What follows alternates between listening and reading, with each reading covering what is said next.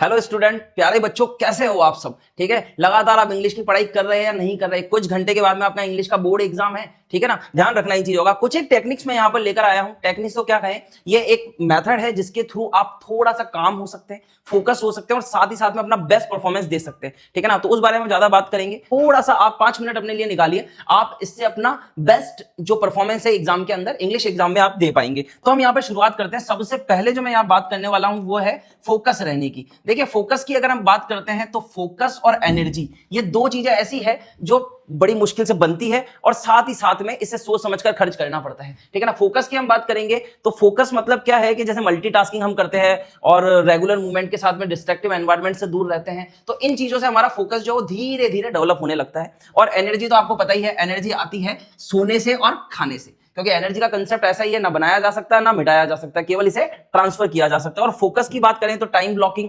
Physical जो आपकी activities रहने वाली है या फिर डेली रूटीन जो आपका रहने वाला, उससे भी हमारा फोकस क्रिएट होता है। यहां पर हम जब फोकस और एनर्जी को, मतलब जो आपका फोकस है और जो आपकी एनर्जी, उसको जब हम एक डायरेक्शन में लगाते हैं तो यहां पर गुड रिजल्ट निकल कर आते हैं। इसी चीज की हम बात करने वाले हैं कि एग्जाम हॉल जो आपका होने वाला है उसमें कैसे आप अपनी फोकस और एनर्जी को एक ही डायरेक्शन में रखें ताकि आप बेस्ट परफॉर्मेंस दे पाए, ठीक है। तो आगे बढ़ेंगे हम। Distraction free environment. Distraction free environment आपको कैसे मिलेगा? देखिए, सबसे पहले तो अगर आप ये वीडियो अभी देख रहे हैं तो आप पहले तो उन लोगों को अवॉइड कीजिए जो आपको डिस्ट्रैक्ट करते हैं, ठीक है। और साथ ही साथ में अवॉइड कीजिए उस चीज को कि आप स्ट्रेस में ना जाए, ठीक है। स्ट्रेस कैसे कि कभी कभी ऐसा होता है कि हम घर में बैठे हैं और थोड़ा सा शोर शराबा कहीं पे हुआ तो हम बहुत जल्दी डिस्ट्रैक्ट हो जाते हैं, अपनी फोकस से हट जाते हैं, या फिर कुछ उस समय पढ़ रहे हैं तो वहां से हम डिस्ट्रैक्ट हो जाते हैं और वो चीज हमें स्ट्रेस में ले आती है, ठीक है ना। तो एक तरीके से डिस्ट्रैक्शन फ्री एनवायरनमेंट जो होगा ना, वही आपके गुड रिजल्ट को या अपनी बेस्ट परफॉर्मेंस को निकाल कर लाएगा। उसके बाद हम आगे बात करते हैं कि एग्जाम हॉल में पहुंचने के बाद में हमको क्या करना है और क्या नहीं करना है। ये आप पहले भी अप्लाई कर सकते हैं, एग्जाम हॉल की बात नहीं है। यहां पर आपको क्या करना है, डूज और डोंट्स की हम बात करने वाले हैं। सबसे पहले लाइट रिवीजन। अगर ये वीडियो आप अभी देखते हैं या फिर सुबह देखते हैं तो पहला बात तो आप ये ध्यान रखिए कि आपको लाइट रिवीजन करना है। लाइट रिवीजन क्या होता है, जिसके अंदर हम कुछ एक मेन की पॉइंट्स पढ़ेंगे या हमने अगर कुछ नोट्स बनाए हैं तो वो देखेंगे। बच्चे होते हैं कि पूरी बुक्स लेकर बैठ जाते हैं, सैंपल पेपर सॉल्व करने लगते हैं। ये सारी चीजें अब आपको अवॉइड करनी है सबसे। फिर दूसरी बात है रिलैक्सेशन, ठीक है ना। रिलैक्सेशन में आप अगर बात करेंगे तो आपकी प्रॉपर स्लीप आ जाएगी, डाइट आ जाएगी और साथ ही साथ में आप हाइड्रेटेड रहिए। हाइड्रेटेड मतलब प्रॉपर तरीके से पानी पीना है आपको। एग्जामिनर हॉल में भी, एग्जाम हॉल के अंदर भी आप एक ट्रांसपेरेंट बोतल पानी की लेकर जाएंगे ही जाएंगे। Prepare your stuff. स्टफ की बात करते हैं तो इसके अंदर क्या आ जाता है कि आप अपना जो एडमिट कार्ड है, जो आपके स्टेशनरी के आइटम है, वो सारे के सारे पाउच में रख लीजिए। साथ ही साथ में जो आपको एग्जाम हॉल में ले जाने वाली चीजें हैं यही ले जानी है। साथ ही साथ में अपनी वॉच तैयार कर लीजिए और अपनी प्रॉपर यूनिफॉर्म के साथ में आप तैयार रहिए। और उसके बाद है आपको 6 to 8 आवर्स की आपको नींद जरूर लेनी है। आप लेट नाइट स्टडी मत कीजिएगा, अवॉइड कीजिए इस चीज को। ज्यादा से ज्यादा आप 11-12 बजे तक पढ़िए और सुबह मॉर्निंग में आप पढ़ सकते हैं। अगर आप 5 से 6 बजे भी उठते हैं तो आपके पास में एक क्विक रिवीजन के लिए या फिर जैसा कि मैंने बताया कि लाइट रिवीजन के लिए एक सफिशिएंट टाइम रहेगा ही रहेगा।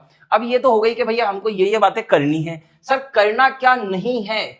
करना क्या नहीं है? Over thinking. सबसे पहले तो आपको ये नहीं सोचना कि मेरे क्या मार्क्स आते हैं एग्जाम में या मेरी परफॉर्मेंस क्या रहेगी, मैंने कितना पढ़ा है और कितना नहीं पढ़ा है। इस चीज को अवॉइड कीजिए। देखिए, आप साल भर से मेहनत कर रहे हैं, ईमानदारी से मेहनत कर रहे हैं, तो इस चीज को बिल्कुल अवॉइड कीजिए कि मार्क्स क्या आने वाले हैं, ठीक है। अगर आपने ईमानदारी से मेहनत करी होगी तो मार्क्स तो आपके अच्छे आएंगे ही आएंगे। हम यहां पर हर चीज में 95 प्लस का टारगेट लेकर चल रहे हैं और हम ये बिल्कुल अचीव करेंगे। साथ ही साथ में दूसरी चीज है लेट नाइट स्टडी। जैसे अभी मैंने थोड़ी देर पहले बताया कि लेट नाइट स्टडी से क्या होगा कि एक एंजाइटी क्रिएट होती है, ठीक है ना। अगर आप 11, 1, 2 बजे तक भी पढ़ाई करते हैं तो मॉर्निंग में आप जब उठेंगे तो एक लेथार्जीनेस आपको फील होगा।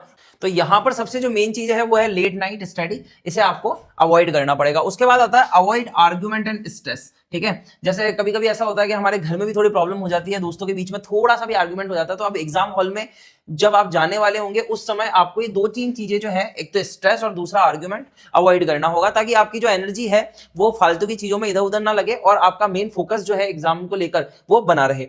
स्टे नो टू मल्टीटास्किंग, ठीक है। मल्टीटास्किंग को आपको थोड़ा सा अवॉइड करना। मल्टीटास्किंग क्या होती है कि कभी कभी हम 2 से 3 बुकों का सहारा लेते हैं रिवीजन करने में। तो वो रिवीजन या फिर क्विक रिवीजन जो आप करने वाले हैं, जैसा कि मैंने बताया आपको लाइट रिवीजन में, तो उसमें क्या करना है आपको कि उसमें केवल उन चीजों को पढ़ना है जो आपने नोट्स बनाए हैं या फिर जो हाईलाइट करिए। यहां पर आप 2 से 3 बुक्स का सहारा लेकर या फिर लिटरेचर, अपने ग्रामर कोर्स की बुक्स लेकर उसमें मल्टीटास्किंग करने की कोशिश ना करें, आपका फालतू में टाइम वेस्ट होगा और कुछ नहीं। फाइनली आपको मैं लास्ट में ये कहना चाहूंगा, all the best for exams. आपने बहुत मेहनत करी है तो आप अपना 100% एग्जाम में देकर आइए। पेपर आसान आएगा, पेपर टफ नहीं आएगा, ना लेंदी आएगा। बस ये है कि आप अपने टाइम स्लॉट को ध्यान रखना, टाइम एलोकेशन को ध्यान में रखकर पेपर को सॉल्व करना, तो आप जरूर अपना बेस्ट परफॉर्म कर पाएंगे। और last, all the best for exams. Thank you so much.